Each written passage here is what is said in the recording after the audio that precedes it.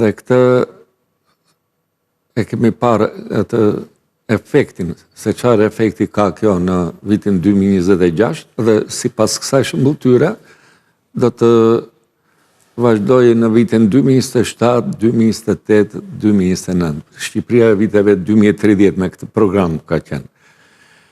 Unë shikoj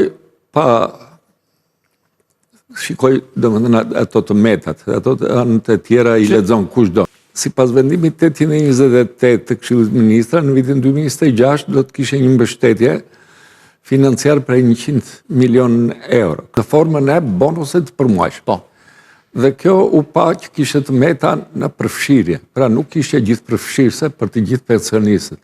Në 731.000 qytetarë afërsisht që merrnin pension duhet të përfitonin sipas atyre që kryeministri shprehun në fillim kur u ocli ide kjo.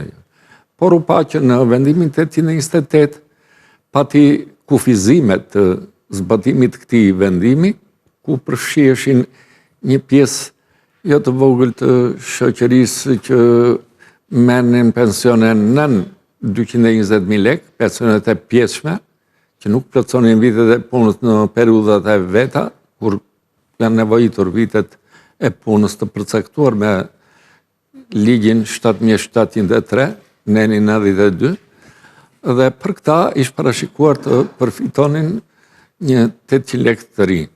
Ky 800 lekë u pa që nuk përfshihej në të gjithë ata qytetarë që kishin pensione të pjesshme, pra ishin të përjashtuar ata që merrin deri në 220.000. Pjesa tjetër që merrin mbi 220.000 nuk përfitonin